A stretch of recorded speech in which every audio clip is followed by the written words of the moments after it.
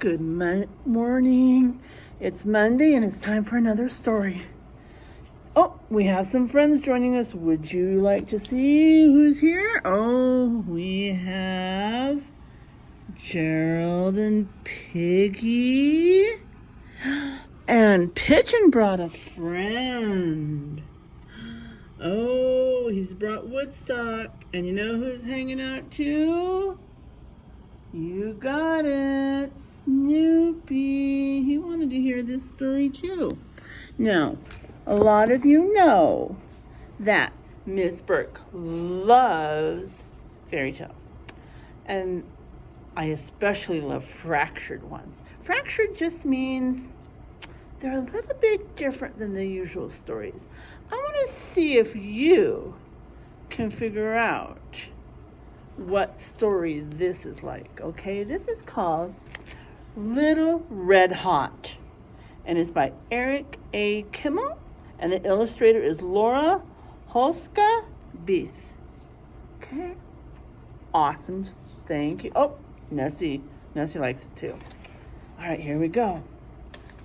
Once upon a time, yes, that's right. Fairy tales usually start once upon a time. Once upon a time, there was a little bitty Texas gal called Little Red Hot.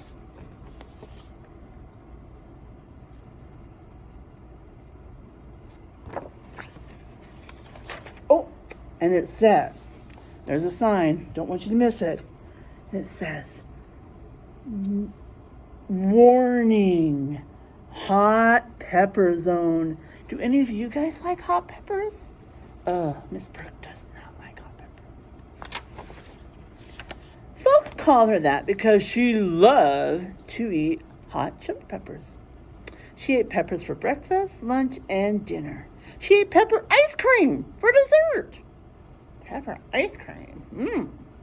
She had hot pepper cake for her birthday with jalapenos on top instead of candles. Oh my goodness.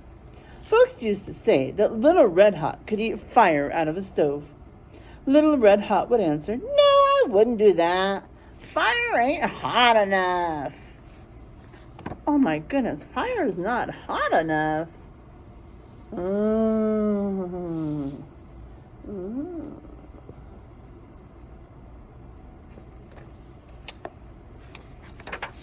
One day, Little Red Hot's mama said to her, "Little Red Hot, I heard from Grandma today.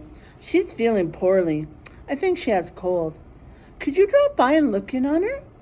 She'd feel so much better to see you."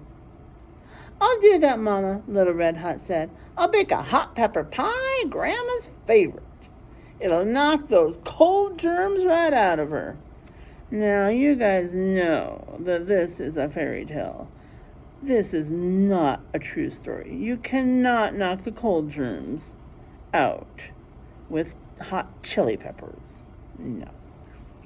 You guys are too smart for that.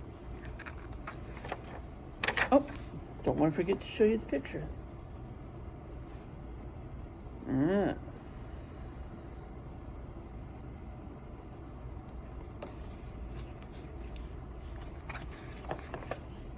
Little Red Hot got busy in the kitchen.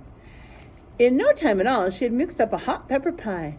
She used Louisiana hot sauce instead of milk and filled the crust with eggs, cheese, and the hottest chili peppers she could find. Jalapeno peppers that would make a grown person weep. Oh, it's so hot. Oh. Tabasco peppers that could knock over a longhorn. Oh. Habanero peppers that could knock the paint off the wall. And Nagaholakias from India, one of the hottest peppers in the world. In the whole world. Whoa. Each one came with a warning label. Little Red Hot put the pie in the oven to bake. She didn't have to turn the oven on. That pie was so hot it baked itself. Oh my goodness. It's baking itself.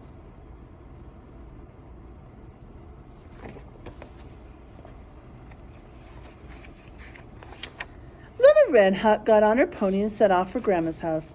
Along the way, she met up with Pecos Bill and his cowboys. "Hey, little Red Hot, where are you going?" they called her. "I'm taking a hot pepper pie to Grandma. She has cold." Little Red Hot said, "Now you be careful on your way to your grandma's house," said Pecos Bill. "We just talked to 3 little tamales. They say that Senor Lobo, the big bad wolf, is prowling around the neighborhood. You keep an eye out for him." "I'll do that, Pecos Bill," Little Red Hot promised. "I'm going to tell you a little secret. There is another book, and it's called 3 Little Tamales. Maybe we'll have to read that."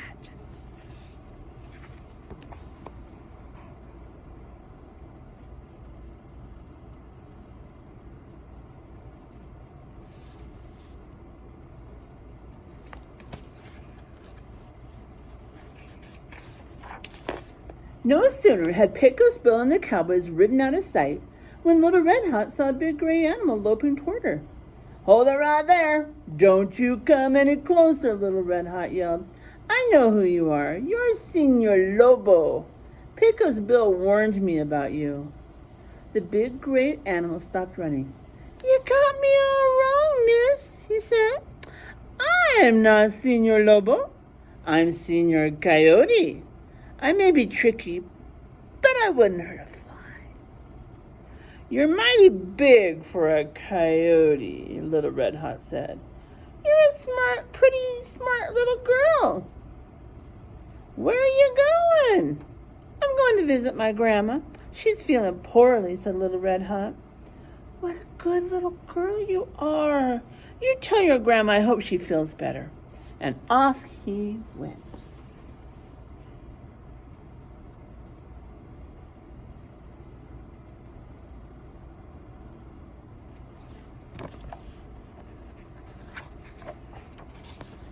Of course, that big gray animal wasn't Senor Coyote at all.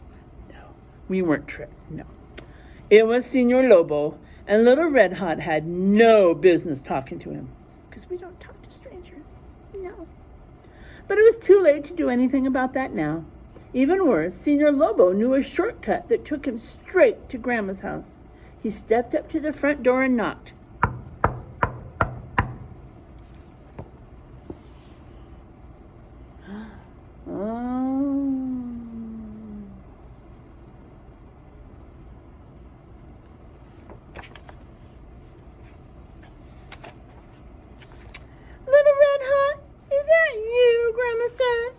Senor Lobo made his voice sound like Little Red Hot.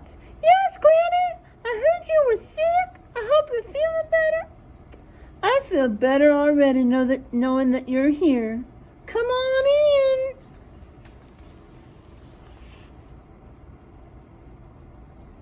in." He's a pretty tricky Lobo, or wolf in English. Senor Lobo did just that. Grandma let out a yelp when she saw him. Grandma was sick, but she wasn't slow. She jumped out the window and ran off. I think the cat did too.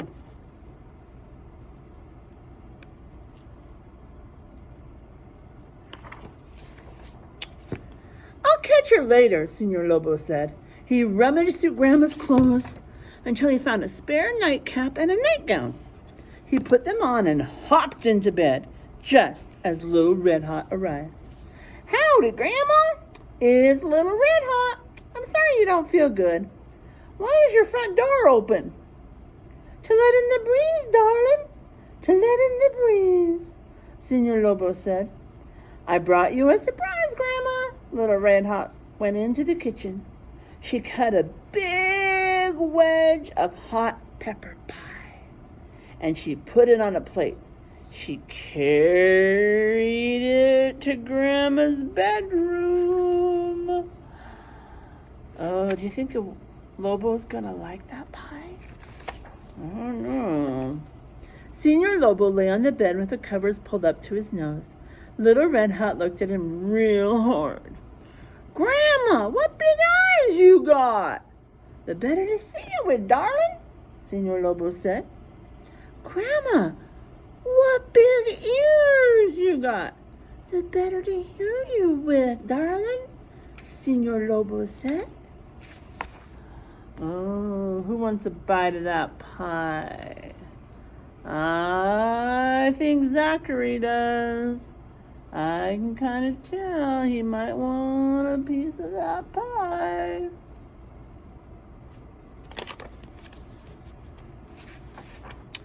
Grandma, what big teeth you got.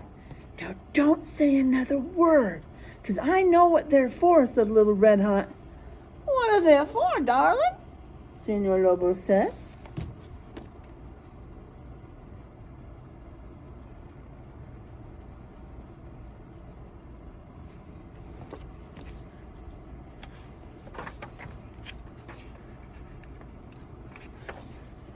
They're for eating this hot pepper pie I made just for you. Little Red Hot shoved that wedge of pie into Senor Lobo's mouth. Oh my goodness. Oh, that's going to be so hot. To say he yelled wouldn't do him justice. He hollered so loud, space aliens could have heard him over in the next galaxy. He didn't go out the front or the back door. He shot straight up like a rocket, right through the ceiling of Grandma's bedroom, trailing fire and smoke as he went. Oh my goodness. Whew. Oh. That's when Pecos Bill and the cowboys arrived. Grandma told us Senor Lobo came by. Where is he? Little Red Hot pointed up at the hole in the ceiling. Would y'all like to stay for supper? 'Cause I don't suppose he'll be back. I got hot pepper pie for everyone. No thanks, Little Red Hot, Pecos Bill and the cowboys said. We're brave, all right, but not that brave. Oh, my goodness.